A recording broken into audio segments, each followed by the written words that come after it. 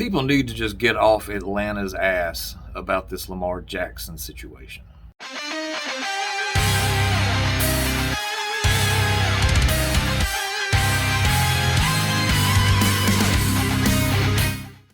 Everyone has speculated that Atlanta was going to be the chosen one. Now that Atlanta has taken themselves out, people want to whine and complain about why this team didn't want to go all in on Lamar Jackson.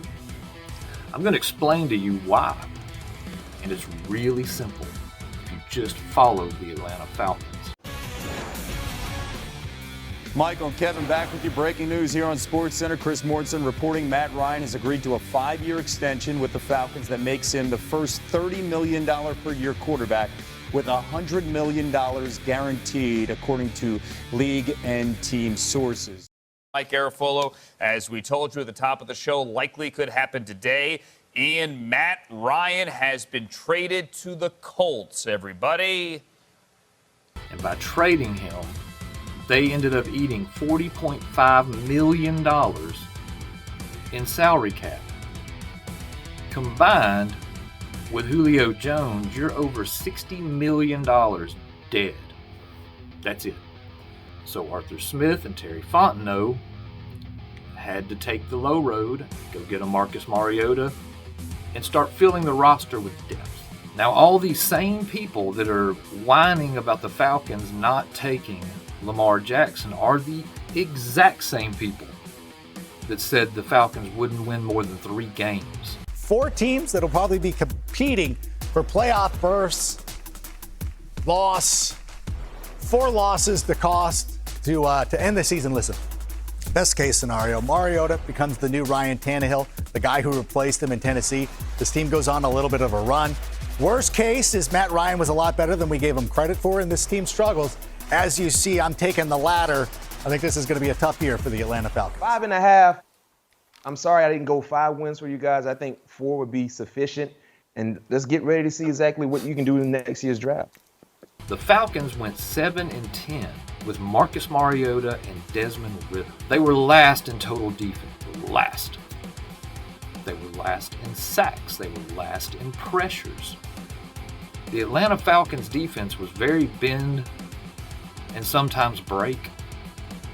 But what they pieced together by the end of the year started showing signs of improvement. So now that the Falcons have roughly $60 million in cap space, now's the time to start filling the voids they've needed for years. The last good defensive end they had was John Abraham.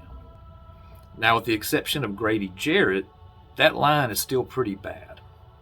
Arnold Ebiketie showed some signs that he may be able to take a step up this year. But honestly, there's no one on the end that anyone in the league fears. And there's your problem. The Falcons hold the number 8 draft pick. Now, in order to get even into the talks with Lamar Jackson, they would have to give up the number 8 pick and their pick in 2024 just to get a seat at the table. The non-exclusive tag, which comes with a salary offer of salary tender, of $32 million for this upcoming season, allows Jackson to communicate with other teams. Now, the Ravens have the right to match.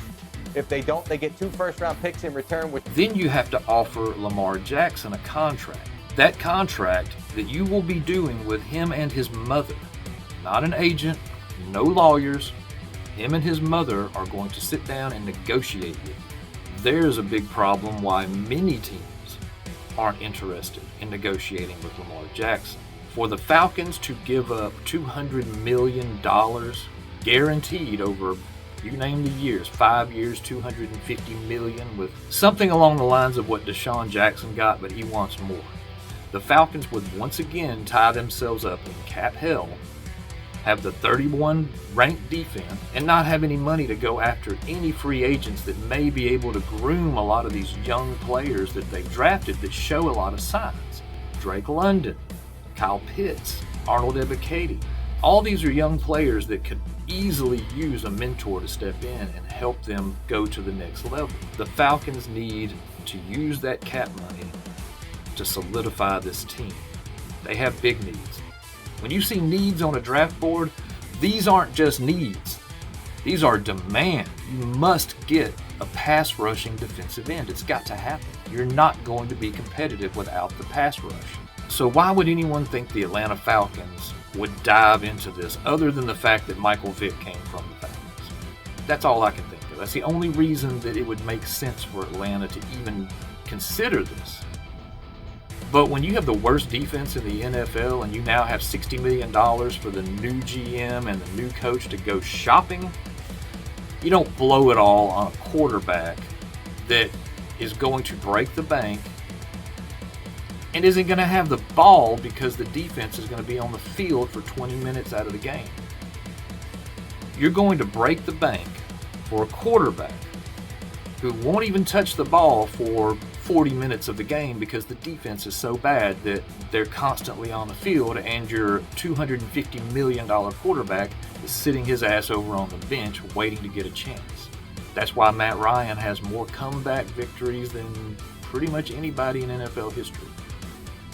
Because he wasn't on the field very often. The defense would just allow teams to grind them for 35 to 40 minutes a game. Fix that. That needs to be fixed before anything else.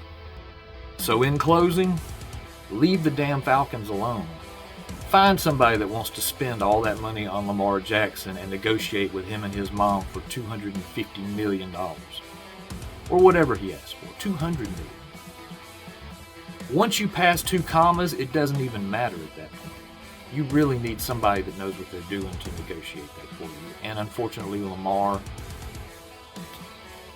he doesn't want that. So we'll see where this goes. But leave the Falcons alone.